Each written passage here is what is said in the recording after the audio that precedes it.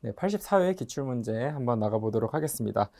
이번 회차에서도 읽기 파트 좀 어려웠던 지문 중심으로 살펴보겠습니다. 자, 첫 번째 바로 보도록 할게요. 뼈는 지뢰로 작용한다. 인간이 물체를 들어 올리거나 신체 일부를 움직이기 위해 근육을 사용할 때 근육이 발생시켜야 하는 힘은 실제로 인간이 생각하는 것보다는 크다.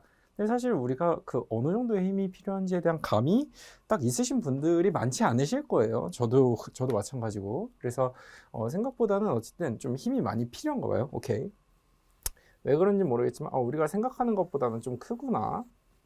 예를 들어 하면은 지난 시간에 했던 것처럼 앞문장이랑 연결성 앞에 나왔던 거에 대한 예시가 나오겠구나. 그러니까 예를 들어를 그냥 막 읽기 전에 우리가 생각하는 것보다 근육이 발생시켜야 하는 힘이 생각보다는 크다라는 얘기가 나올 거라는 기대감을 갖고 독해를 하셔야 돼요.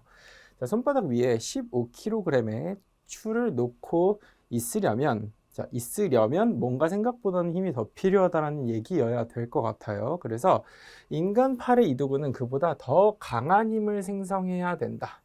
자, 여기서 요거 밑줄 하나 쳐두시고요. 여기 생각하는 것보다 크다. 요것과 근데 이게 별거 아니지만 예시 구조를 읽는다라는 예시가 저렇게 나왔다라는 거는 앞에 나온 문장과 뒤에 나온 문장이 관련성이 생긴다라는 의미를 우리가 좀 의식적으로 독해할 때 신경을 쓰시려고 하셔야 됩니다. 아시겠죠? 그냥 이렇게만 보면은 어렵지 않은 얘기일 때는 크게 문제가 없는데 뭐 예를 들어서 인문지문이나 이런 뭐 철학 관련한 소재가 나올 때 저런 예시 딱 나오면은 어려운 조금 더 앞에가 조금 더 일반화된 문장, 그러니까 일반화, 약간 어려운 말, 일반화되고 좀 추상적이고 요런 게 나오고 예시 구조를 줄 수도 있고 그냥 조금 쉬운 걸로 재진술할 수도 있어요. 이렇게 해가지고 뭐 예를 줄 수도 있고 그냥 같은 조금 더 쉬운 말로 재진술할 수도 있다. 해서 요 뒤에 나오는 그 구체적인 좀 진술, 좀 예시를 쉽게 우리가 설명할 수 있도록 만드는 요것들을 읽을 때 요 두 개가 다르게 쓰여 있는 느낌이 들더라도 논리적으로는 같다라는 거를 우리가 의식하고 읽으셔야 됩니다. 아시겠죠? 그렇게 읽으시면 독해의 퀄리티가 조금 더 높아지실 거예요. 자, 그 다음 그 이유는 자, 이제 여기서 이유가 나오죠. 지난 시간에 또 하나 말씀드렸던 게 왜 더 강한 힘이 필요하지? 라는 우리는 그 이유를 아직까지는 좀 캐치하기가 어려워요. 그래서 그냥 강한 힘이 필요해, 강한 힘이 필요해. 그렇게만 글을 쓰고 있죠. 그래서 그 이유는 이렇게 나왔기 때문에 여기서 왜 강한 힘이 필요한지가 나올 거예요. 아시겠죠? 자, 가보겠습니다. 이두근의 착점은 잘 모르실 수 있어요. 괜찮아요. 가볼게요. 팔꿈치 관절 가까이인 5cm 거리에 위치하지만 손은 35cm 떨어져 있다는 사실과 관련이 있다. 그러니까 여기서도 아직은 구체적인 이유가 상세하게 나오진 않았어요. 근데 더 강한 힘을 생성해야 되는 이유가 일단 맛보기로 거리랑 관련이 있어 라는 얘기를 하고 있어요. 거리가 떨어져 있다라는 거랑 관련이 있어. 오케이. 구체적으로 어떤 식으로까지 가는지는 모르겠지만 거리랑 관련이 있다까지는 여기 1문단 읽었을 때 우리가 캐치를 해주셔야 됩니다. 아시겠죠? 제가 이 그림은 스킵했는데 그림 1은 그냥 추 들고 있는 모습이고요. 그림 2는 이제 추 들어 올리고 있는 모습입니다. 자, 두 번째 문단 가볼게요. 그림 1을 참고하면 추를 들어 올리기 위해 이두근은 아래팔의 뼈를 위로 당김으로써 힘이 추에 대항하여, 그러니까 추는 이렇게 내려가고 있겠죠. 대항해서 위쪽으로 작용하도록 한다. 조금 상식적인 얘기예요. 이미지를 생각해 보시면 추가 가만히 있거나, 자, 근데 여기서 요 상황, 추가 가만히 있다라는 상황과 이거 나로 묶이죠. 그러면 이게 뭔가 비슷한 상황일 수도 있어요. 꼭 그렇진 않을 수 있지만 어쨌든 연결고리가 있어요. 비슷하거나 일정한 속도로 들어 올려질 때 어쨌든 뭐 같다를 떠나서 상황이 두 가지예요. 아시겠죠?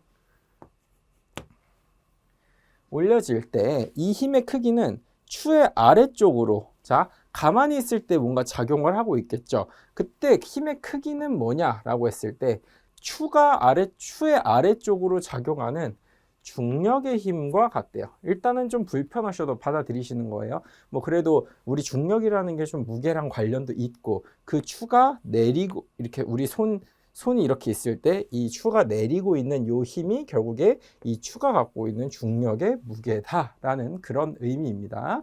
어쨌든 그 다음으로 가볼게요. 이두근의 착점은 팔꿈치 관절 가까이에 있어 추의 축으로 작용하기 때문에, 자, 때문에라는 거 한번 끊어볼게요. 때문에라는 건 일종의 인과를 만들죠. 그러면 여기서 때문에를 후로 어떤 논리가 이어지고 있는지를 우리가 한번 살펴보셔야 됩니다.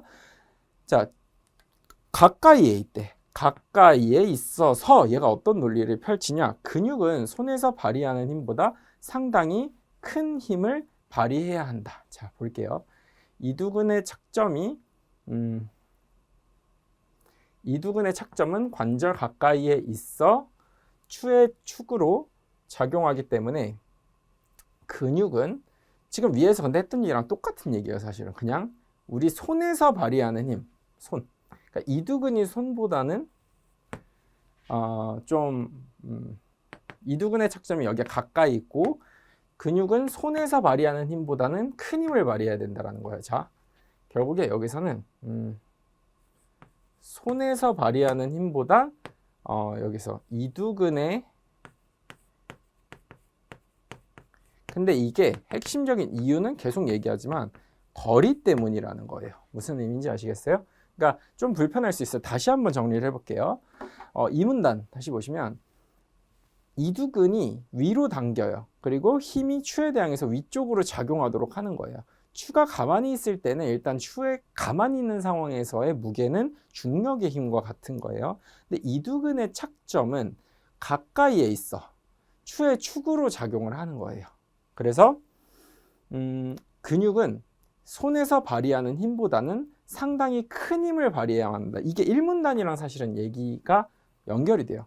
여기서 조금 정확하게 해설은 안 되지만 거리가 멀리 떨어져 있는 사실이 더 강한 힘을 생성해야 되는 어떤 사실과 관련이 있다. 여기서도 마찬가지로 근육은 손에서 발휘하는 힘보다 이두 근육에서 발휘해야 되는 것이 상당히 계속 이 거리 때문에 큰 힘을 발휘해야 된다라는 얘기만 하고 있어요. 어쨌든 우리가 알아야 되는 거, 거리가 멀리 떨어져 있는 애들은 큰 힘을 발휘합니다.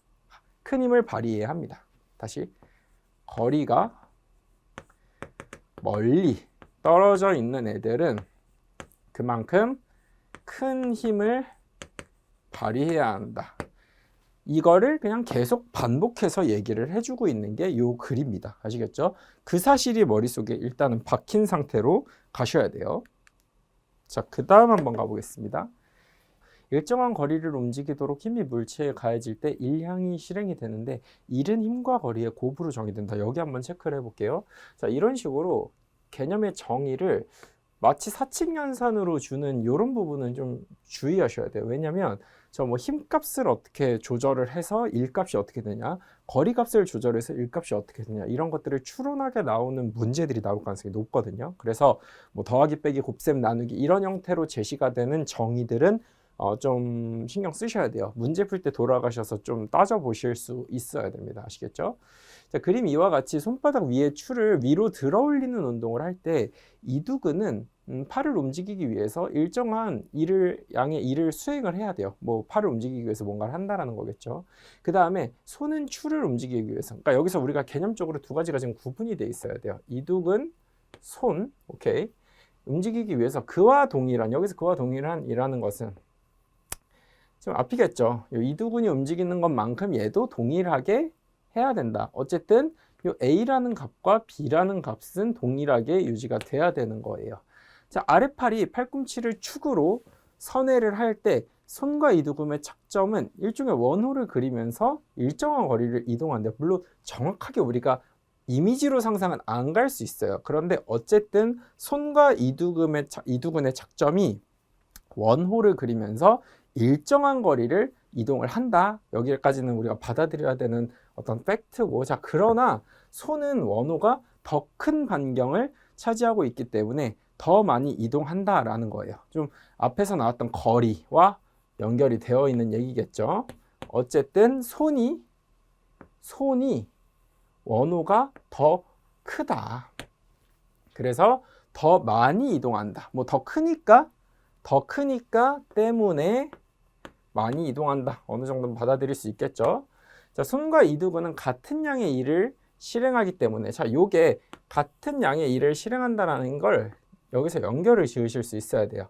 때문에 발생되는 힘과 거리의 곱은 같아야 돼요. 자, 이 논리를 이해하셔야 돼요. 자, 우리 일값이 같기 때문에 힘과 거리의 곱도 같다. 왜 그래야죠? 1이라는 것 자체가 힘과 거리의 곱이죠. 그러니까 1이 같다고 하면은 둘의 힘과 이동한 거리의 곱은 같아야겠죠. 이해되시죠? 자, 이두근의 착점이 손보다 짧은 거리를 이동해요. 그쵸? 짧은 거리를 이동하고, 그리고 일단 받아들였어야 되는 거, 손이 더 큰 반경을 이동을 합니다. 자, 그럼 우리 여기서 한번 생각을 해볼게요. 자, 1이라는 건 힘과 거리의 곱입니다. 여기서 자, 얘 둘 값 A랑 B에서 얘 둘은 같아요. 자, 근데 얘는 뭐 우리가 손이라고 해볼게요. 그 다음에 얘는 이두예요. 자, 근데 보시면 얘가 이동거리가 짧아요. 그쵸? 이동거리가 길죠. 이동거리가 길다. 그리고 이두근은 이동거리가 짧다예요. 그쵸? 자, 그런데 얘 값이 같아요. 얘는 짧은데 이 결과값이 같아. 긴데 결과값이 같아. 그러면 힘은 상대적으로 얘가 좀 크겠죠. 이두근이 힘이 크다. 그 다음에 얘는 힘이 좀 작다. 요렇게 이해되시죠? 그리고 이게 앞서서 나왔던 얘기랑도 좀 연결이 되는 얘기죠. 자, 이두근의 착점은 가까이에 있어 추의 축으로 작용하기 때문에 근육은 손에 발휘하는 힘보다 상당히 큰 힘을 발휘해야 된다. 요거랑 또 같은 말을 반복을 하겠죠. 여기서 제시됐던 약간 불편했던 그런 얘기들, 뭐 이런 중간중간에 명확하게 이해되지 않았던 그 얘기가 어쨌든 요 거리와 관련한 개념 때문이었구나 라는 거를 조금 캐치를 할 수 있는 우리가 지점이 여기 바로 요 파트였던 거예요. 아시겠죠? 자, 손이 더 큰 반경을 차지하고 있기 때문에 더 많이 이동을 하고요. 그리고 이두근은 상대적으로 짧은 거리를 이동한다. 근데 얘 일값이 동일하기 때문에 이동거리가 긴 애는 힘이 상대적으로 작을 거고 이동거리가 짧은 애는 상대적으로 힘값이 커야 된다. 요거를 논리적으로 받아들이시면 되는 거예요. 되셨죠? 그 다음 가보겠습니다. 이 원리를 이용해서 그림 1의 이두근이 추를 들어올리기 위해 필요한 힘을 알 수 있대요. 원호의 길이는 그 반경에 비례한대요. 오케이. 그러니까 아까 지금 뭐 손이랑 요 우리가 이두근의 그 이동거리에 대해서 어느 정도 유추를 할 수 있었죠. 함으로 손 또는 이두근이 이동하는 거리는 곧 팔꿈치의 거리로부터 비례한다. 자, 다시 이 원호의 길이를 우리가 이해를 하려면 그냥 팔꿈치로부터의 거리를 생각하면 돼 라는 얘기예요. 오케이. 따라서 같은 말, 손이 힘 F1을 발휘하고, 자, 그럼 정리해 볼게요. 이걸 한번 옆에다 같이 따라서 정리해 보세요. 손이 힘 F1을 발휘하고, 그리고 팔꿈치로부터의 거리. 근데 이게 좀 중요한 말이에요. 그러니까 원호의 길이가 길다 짧다에 대한 얘기를 위에서 살짝 해줬거든요. 우리가 지금 뭐 손이 원호가 더 커. 이거 그냥 받아들이라 라고 얘기를 했어요. 우리 나름대로 뭔가를 추론을 했던 거죠. 그런데 얘가 어쨌든 좀 더 구체적으로 그거는 곧 팔꿈치로부터의 거리로 생각하면 돼 라고 구체적으로 얘기를 해주는 거예요. 그래서 F1을 팔꿈치로부터의 거리를 R1이라고 하는 거예요. 오케이.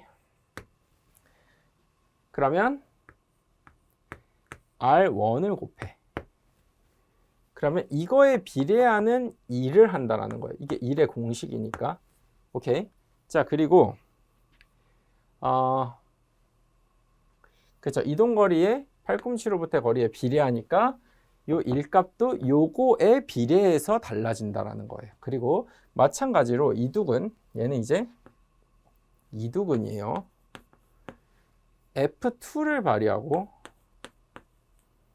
그 다음에 팔꿈치로부터의 거리 R2에 위치한다면 결국에 얘를 곱한 일값에 비례한다라는 거예요. 이때 둘이 요 값이 같다라는 거죠. 결국에 그래서 얘 안에 등식을 만들어낼 수 있는 거예요. 그래서 일정한 관계식을 정의할 수 있고요.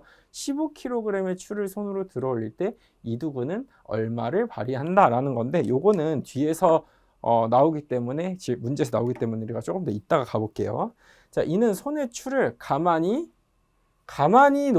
들고 있을 때도 마찬가지로 적용이 되는 얘기입니다. 자, 그 다음 가볼게요. 위의 예에서 아래 팔의 뼈는 팔꿈치를 축으로 회전하는 지뢰래요. 결국에 이두근은 이 지뢰를 이두근은 위로 잡아당기고 손의 추는 추는 아래로 밀어내리는 거죠. 이 추를 일정한 속도로 들어 올리거나 그대로 하고 있으려면 이두근은 추를 아래쪽으로 내리는 힘보다는 당연히 어때요? 말을 어렵게 쓰지만 추가 내리고 있는 힘보다는 당연히 커야 위로 올리죠. 자, 왜냐하면 근데 이것도 연결고리를 주네요. 앞에 거랑 연결해서 생각해 볼게요. 그 지렛대가 추의 지렛대보다 더 짧기 때문이다. 자, 계속 이 힘이라는 거를 거리를 통해서 얘기를 하고 있죠. 자, 볼게요. 이두근. 그러니까 결국에 추의 지렛대보다 이두근이 활용되는 지렛대가 더 짧기 때문에 그래서 이두근이 더 큰 힘을 발휘해야 된다라는 거죠. 결국에 그 앞서서 그 이두근이 더 큰 힘을 발휘해야 된다. 계속 얘기하는 거. 이두근이 더 큰 힘을 발휘해야 한다. 요거를 계속 얘기를 하고 있습니다. 무슨 말인지 알겠죠? 이러한 사실에 따라 이두근은 지렛대가 짧기 때문에, 그쵸? 지렛대가 짧기 때문에 기계적으로 불리한 상태에 놓여 있죠. 더 큰 힘을 발휘해야 되니까. 그러니까 이 불리하다라는 표현은 더 큰 힘을 발휘해야 하는데 그게 불리한 거죠. 지렛대가 짧기 때문에 더 큰 힘을 만들어내야 하는 처지에 놓인다라는 거죠. 지렛대가 짧은 게 그걸 얘들은 기계적으로 불리하다라고 얘기하는 거예요. 그냥 적은 힘만 들여도 되는 거를 지렛대가 짧기 때문에 힘을 크게 들여야 된다라는 거겠죠. 이해되세요? 자, 그 다음 지렛대 효과로 인해 근육이 힘의 발생량 측면에서 기계적으로 분리해. 근데 가동성 측면에서는 오히려 유리하대요. 무슨 말인지 모르죠, 당연히. 근육은 수척할 때 일정한 속도로 짧아지지만 근육이 부착된 팔다리 부위는 훨씬 더 빨리 움직인대요. 오케이. 근데 이걸로 신체의 가동성이 나아지는 어떤 이유에 대해서 설명할 거예요. 자, 예를 들어서 연결해 볼게요. 그러면 근육은 일정한 속도로 짧아지지만 부착된 팔다리가 훨씬 더 빨리 움직인다라는 얘기가 나올 거예요. 이두근이 1초에 2cm 속도로 일정하게 짧아진다면 손은 그보다 결국에 근육이 부착된 팔다리 부위에 대한 얘기를 하는 것 같아요. 손은 그보다 7배인 1초에 14cm로 굉장히 빨리 움직인다. 그러므로 지렛대 효과로 인해 이두근을 비롯한 여러 근육은 근육 자체가 짧아지는 것보다 신체 부위를 더 빠르게 움직여준대요. 자, 근데 여기서 이거 정확하게 이해가 안 되더라도 지금 결론은 뭐냐면 근육은 수축할 때 일정한 속도로 짧아지지만 팔다리는 더 빨리 움직여. 그래서 근육이 힘의 발생량 측면에서는 기계적으로 불리하지만 어쨌든 신체 가동성 측면에서는 좋을 거야 라는 얘기를 할 거예요. 짧아지는 것보다 더 빠르게 움직여준다. 이에 따라서 이러한 활동이 가능해지고 위급할 때 벗어나는 운동의 작용이 가능해진다. 어쨌든 이 얘기는 힘의 발생량 측면에서 지렛대가 짧은 게 불리한 상황이기는 하지만 신체 가동성 측면에서는 유리한 이유다라는 얘기를 하고 있습니다. 그래서 지문은 여기까지 한번 우리가 정리를 해보고요. 그 다음에 같이 문제 한번 살펴보도록 할게요. 내용이 좀 어려웠던 내용이에요. 그리고 문제도 실제로 보시면 좀 헷갈리세요. 충분히 헷갈리는 문제고, 자, 하나씩 차분히 가보도록 하겠습니다. 자, 윗글에 대한 설명으로 가장 적절한 것을 묻는 문제입니다. 자, 1번. 던지기 운동은 신체의 가동성보다는 발생량 측면에서 경제성이 높다. 이거는 꼭 돌아가지 않더라도 우리가 마지막 부분에 읽었던 그 맥락을 읽어내시면 풀어낼 수 있겠죠. 경제성 측면에서는 힘의 발생량 측면에서는 안 좋아요. 지렛대가 짧기 때문에. 오케이? 근데 신체의 가동성 측면에서 유리한 거예요. 우리가 이두근과 손의 움직임으로 하는 던지기 운동은 지렛대 측면에서 경제성은 낮습니다. 그렇지만 신체 가동성이 유리한 거예요. 다시 한 번만 여기 보시면, 그러니까 이렇게 들어 올리는 이 행위 할 때 이두근이 힘을 많이 발휘해야 돼요. 왜냐면 이두근의 지렛대 그거는 추의 지렛대보다 더 짧기 때문에. 그래서 이러한 사실 때문에 이두근은 지렛대가 짧아요. 어쨌든 지렛대가 짧다는 거예요. 그래서 기계적으로 불리해. 하지만 경제적으로 가동성 측면에서 좋아라는 얘기를 하는 거예요. 그러니까 던지기 운동을 할 때 우리는 그거는 신체 가동성으로 오히려 커버를 하는 거야. 자, 2번 볼게요. 그림 이해 동작에서 이두근은 이거를 끌어올리는 거죠. 그래서 아래쪽이라고 볼 수가 없습니다. 3번. 아랫팔의 뼈는 팔꿈치죠. 어깨가 아니라. 오케이, 팔꿈치. 그 다음 4번. 이두근 운동은 근육의 수축 속도보다 이두근에 연결된 신체 부위가 더 빠르다. 그래서 이게 사실상 1번이랑 같은 얘기예요. 그래서 가동성을 확보할 수 있는 겁니다. 그렇죠? 그래서 정답이 4번이라고 됩니다. 다음 5번. 추를 가만히 들고 있는 운동보다 추를 일정한 속도로 들어 올리는 게 더 큰 힘을 필요로 한다. 이게 되게 헷갈리는 선택지예요. 왜냐면 뭔가 우리의 상식적으로는 그럴 것 같아. 그쵸? 그런데 이 지문에서는 추를 가만히 들고 있는 거나 추를 일정한 속도로 들어 올리는 거는 힘의 측면에서는 같다고 아까 정의를 하고 있어요. 자, 결국에 이 힘은 또 뭐랑 뭐였죠 아까? 그러니까 일과 힘과 거리 이렇게 돼 있었던 얘기인데, 자, 사실상 여기서는 이 중에서 힘에 대해서 지금 다루고 있어요. 자, 근데 보시면 뭔가 다른 게 달라지면 모르겠는데, 자, 볼까요? 여기 보시면 계속 이렇게 묶고 있어요. 추가 가만히 있거나 일정한 속도로 들어 올려질 때의 힘의 크기는 하면서 둘의 힘의 크기, 즉 이 첫 번째에 대한 것과 두 번째에 대한 거의 힘의 크기는 작용하는 중력의 힘이에요. 이해되시죠? 그래서 둘이 되게 다를 것 같지만 이거는 결국에 같다. 그리고 정확하게 뭐랑 같다? 중력에 작용하는 중력, 요것과 같다. 이렇게 해주셔야 됩니다. 정답은 4번 되겠고요. 그 다음 가보겠습니다. 자, 요 일과 힘과 거리, 요거 가지고 한번 풀어볼게요. 앞서서 조금 쉽게 가볼게요. 이거를 F1과 팔꿈치로부터의 거리 R1이에요. 그래서 F1 R1인데 팔꿈치로부터의 거리가 뭐냐면, 자, 볼게요. 다시. 자, 봅시다. 15kg의 추를 손으로 들어 올릴 때 이두근이 발휘하는 힘이에요. 답, 이두근. 이두근이 얼마나 힘을 발휘해야 돼? 라는 거예요. 오케이. 자, 근데 우리는 일단 이두근이 되게 큰 힘을 발휘해야 됩니다. 그리고 이두근이 힘 F, 결국에 이두근이 발휘하는 힘인 건 F2예요. 그리고 우리는 이게 지금 궁금한 거죠. 그럼 곱하기 R2도 있잖아요. R2는 뭐냐라고 했을 때 팔꿈치로부터의 거리예요. 오케이. 그 다음에 그러니까 손으로부터 팔꿈치로 손과 얘는 팔꿈치, 얘는 이두와 팔꿈치 이렇게 되겠죠? 자, 그러면 이게 지문의 앞부분에 나와 있어요. 이두근은 5cm, 그리고 얘는 35cm. 자, 정리 또 복습해 볼게요.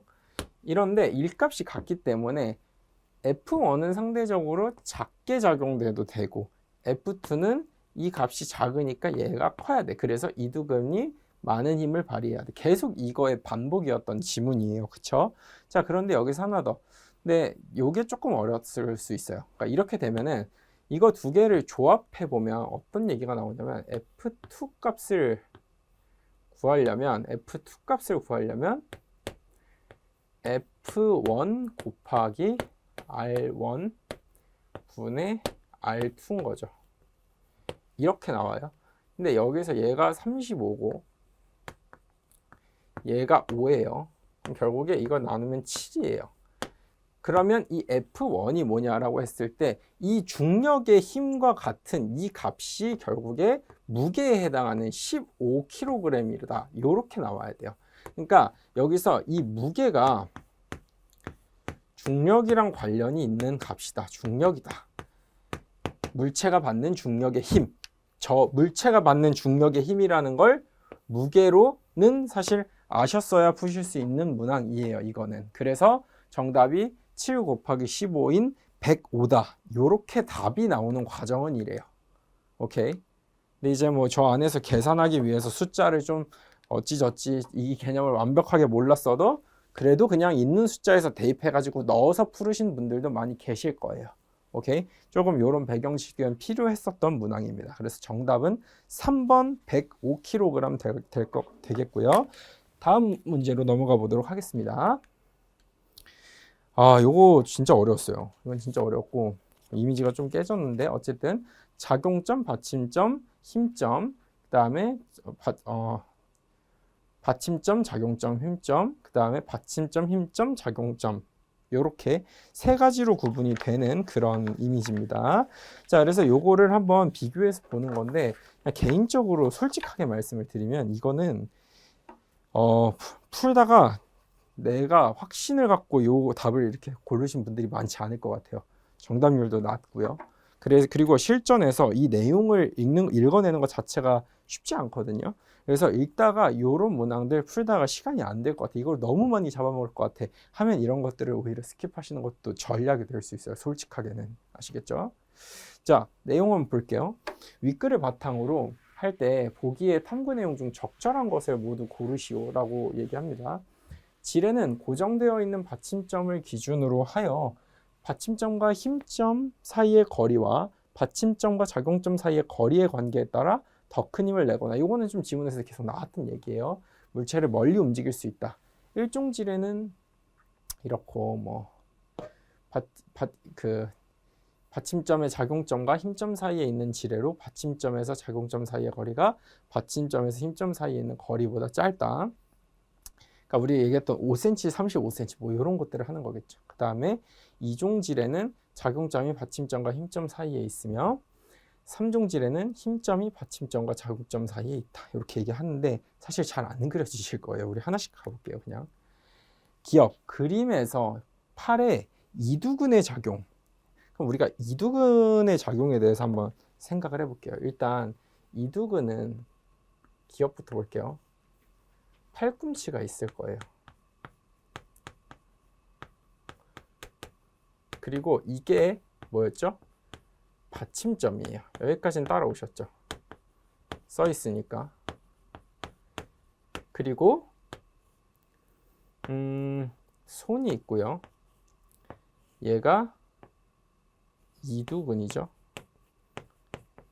그리고 얘가 최종적으로 힘이 자, 얘가 이제 힘점일 거고 얘가 작용점이 되겠죠. 근데 얘의 거리가 어떻게 되죠? 얘가 5cm 떨어져 있고요. 얘가 35cm 떨어져 있어요. 그렇죠? 그러니까 얘들의 순서로 우리가 카운팅을 해보자고 하면은 팔꿈치에서 시작되고 팔꿈치로부터 얘가 이렇게 있는데 그러면 팔꿈치, 이두, 손 요렇게 가야겠죠. 그래서 얘는 받침점, 힘점, 작용점. 그래서 3종이 맞다. 이렇게 푸시면 될 것 같아요. 이해되세요? 그리고 니은 볼게요. 자, 여기까지는 그래도 되셨을 수도 있을 것 같아요. 그 다음에 근데 이제 사실 조금 애매하고 약간 헷갈릴 수 있는 이유는 뭐냐면 니은 같은 걸 할 때 발 뒤꿈치, 오케이, 발 뒤꿈치를 들어요.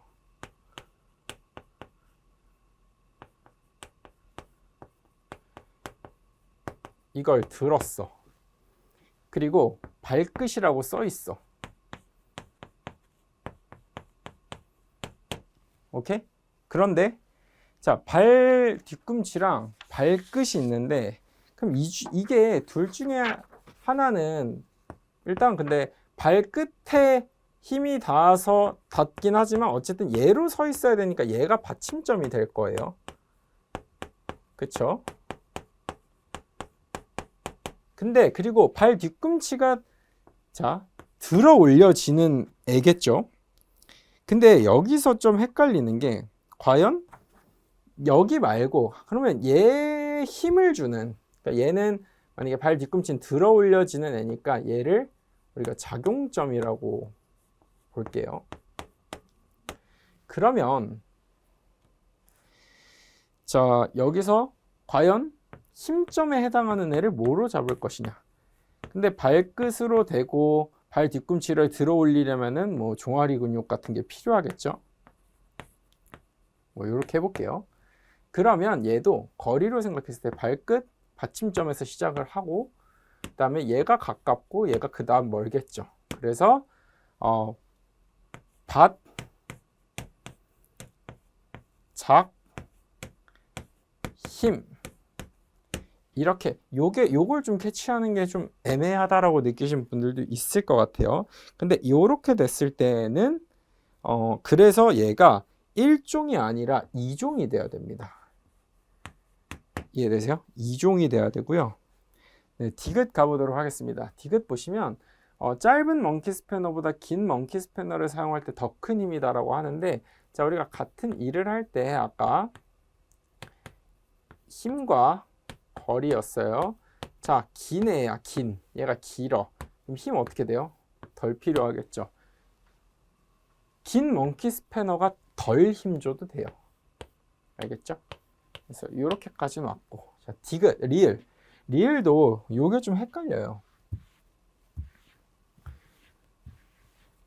리을이 조금 애매하게 느끼셨을 수 있을 것 같아요. 자 리을 보시면은 일단 낚싯바늘이 낚시를 할 때 끝에 있는 지점이라는 거는 충분히 생각할 수 있어요. 우리가 낚시를 하는 거를 그래도 생각을 해보면은 그 힘의 전달의 끝에 낚싯바늘. 오케이. 그러면 낚시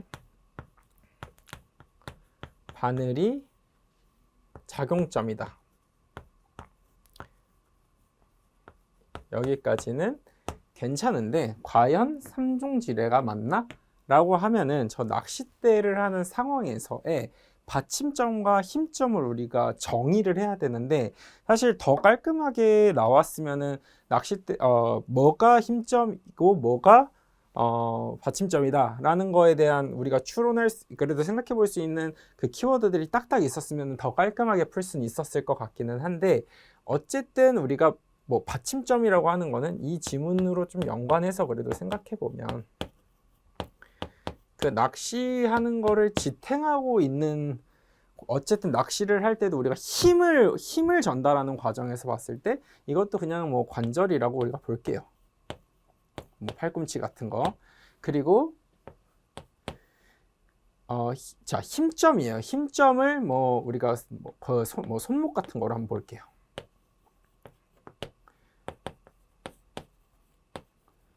우리가 앞서서 뭐로 대응했었죠? 관절, 손, 요렇게 했었죠. 팔꿈치,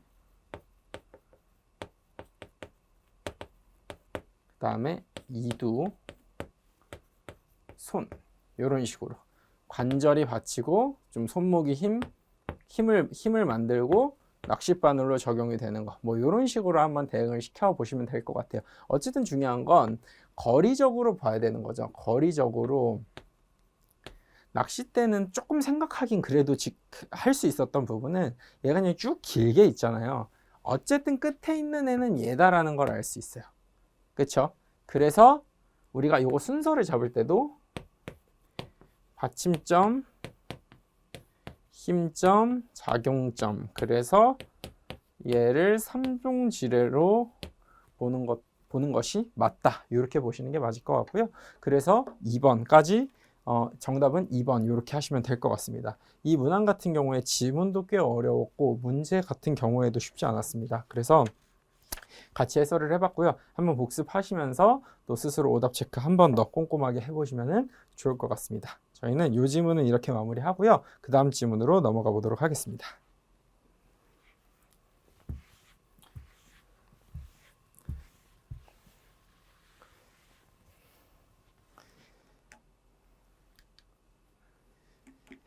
자, 다음 질문 가보도록 하겠습니다. 어떤 사람들은 부자고 어떤 사람들은 가난하다. 이것은 나쁜가? 한번 생각해 보시는 거예요. 많은 사람들은 사회가 심하게 불평등한 것은 부당하다고 생각을 합니다. 그리고 정부가 부유층의 부를 세금의 형태로 걷어서 분배해야 한다고 주장합니다. 뭐 세금은 우리 다 내니까요. 자, 철학자 로버트 노직은 근데 여기에 동의하지 않는다라고 입장을 명확하게 밝히고 있습니다. 근데 우리는 어쨌든 세금은 내야 되는 거 아니야 라는 뭐 상식을 갖고 있을 수 있는데 저렇게 공격적으로 주장하는 것은 도대체 왜 그럴까 라는 그 궁금증이 좀 드셔야 돼요. 자, 그는 세금 부과는 마치 강제노동이다, 사람을 노예에 삼는 거다, 되게 극단적으로 주장을 하죠. 노직과 같은 주장을 자유지상주의라고 합니다. 노직과 같이 이렇게 세금 부과에 대해서 이런 식으로 입장을 밝히는 것을 자유지상주의다, 이는 내가 가지고 있는 권리를 내 마음대로 집행할 수 있다, 그게 자유지상주의의 뜻이에요. 정부의 역할은 모든 사람의 자유를 증진하는 것이지. 자, 여기 한번 체크해 볼게요. 자유를 증진하는 것이지 부의 재분배를 통해서 경제적 평등을 증진하는 것이 아니다. 그러니까 얘는 자유 증진과 경제적 평등은 물론 완전히 다른 얘기지만 구분을 명확하게 해주고 있고요. 얘는 요 자유 입장이다. 자유가 경제적 평등보다 중요해. 이걸 확실하게 입장으로 밝히고 있어요. 설령 재분배를 통해서 경제 효용성이 높아져.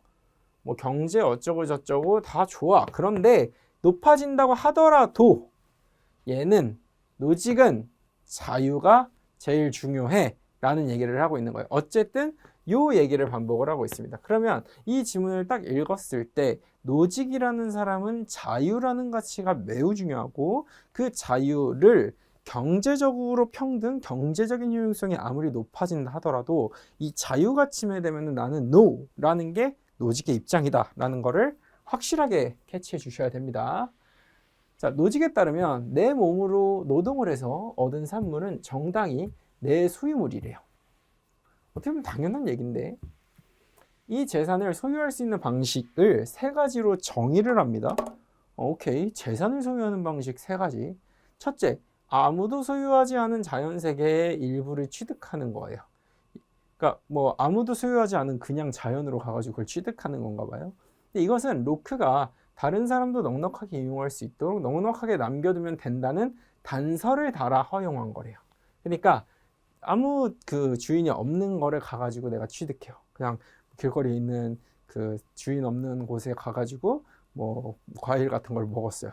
그런 거 오케이. 근데 그거를 싹 다 먹으면 안 된다라는 거죠. 넉넉하게 남들도 이용할 수 있도록 했을 때 받아들일 거야 라고 얘기하고 있고, 둘째, 내가 소유하고 있는 거는 내 맘대로 사용해도 돼. 곧 같은 말, 자발적 합의에 따라 이전을 해도 돼. 그러니까 우리가 합의를 하면은 그거를 마음대로 다른 사람한테 줘도 되는 거예요. 셋째, 혹시 최초의 점유나 자발적 이전에서 부당한 게 있어. 이전하는 과정에서 부당한 게 있으면 바로 잡으래요. 자유지상주의에 따르면 애초에 강압이나 도둑질이 아니라 정당하게 취득했고, 자발적 이전이나 자유로운 교환으로 얻은 소유물이라면 지금까지 봤을 때 한번 생각해 볼까요? 마음대로 해도 될 거예요. 그래서 소유권의 절대적인 권리를 행사할 수 있고요. 아무리 좋은 결과가 나오더라도 거기에 간섭할 수 없다. 요거 조금 이해할 수 있도록 우리가 덧붙여 보면, 아무리 사회적으로 좋은 영향, 뭐 경제적 효용성이 높아지고 어쩌고 저쩌고 해도 거기, 즉 이 사람의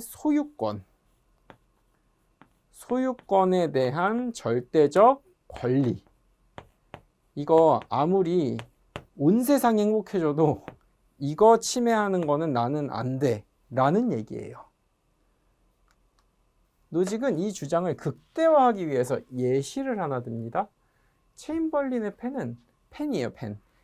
굉장히 유명한 농구 선수인데, 경기가 열릴 때마다 입장료 외에 스스로 기부해서 체인벌린한테 그냥 주는 거예요. 정당하게 소유한 것을 자발적으로 이전한 것, 이런 워딩을 한번 신경을 써볼게요. 정당하게 소유한 거 맞고요. 이거 노직한테 중요하니까. 그리고 자발성 중요합니다. 그쵸?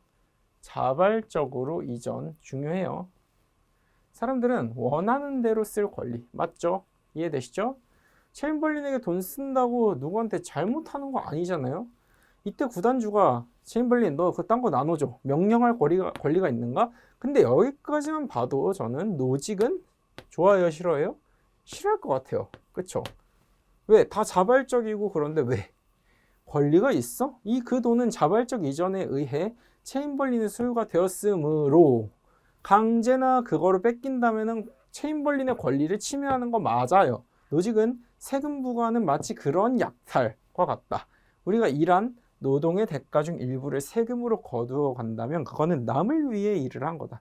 실컷 일하고서도 대가를 받지 못하는 건 노예이고, 그래서 노동 중 일부는 노예의 노동과 같다. 즉 우리가 세금을 내니까 그런 세금으로 걷어가는 거는 마치 노예 노동이 다 포함되어 있는 거다. 이렇게 정리합니다.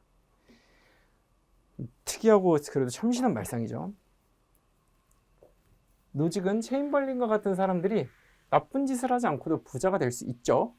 그래서 사회가 얼마나 불평등해질 수 있는지에 대한 제한이 없어야 된다고 한다. 이 말을 좀 더 이해해 보면, 그러니까 노직은 불평등해지는지에 대한 제한이 없어야 한다. 이거 뭐죠? 불평등이 무한히 가능하게 해야 된다는 뜻이에요. 물론 이것만 놓고 보면 좀 이상한 주장 같아요. 그렇죠? 근데 이게 그냥 불평등을 만들자라는 느낌보다는 이거를 주장하는 이 근간이 되는 거는 어떤 개인의 자유에 대한 권리를 그만큼 극대화해야 된다라는 의미입니다. 그래서 이런 말을 하는 거예요.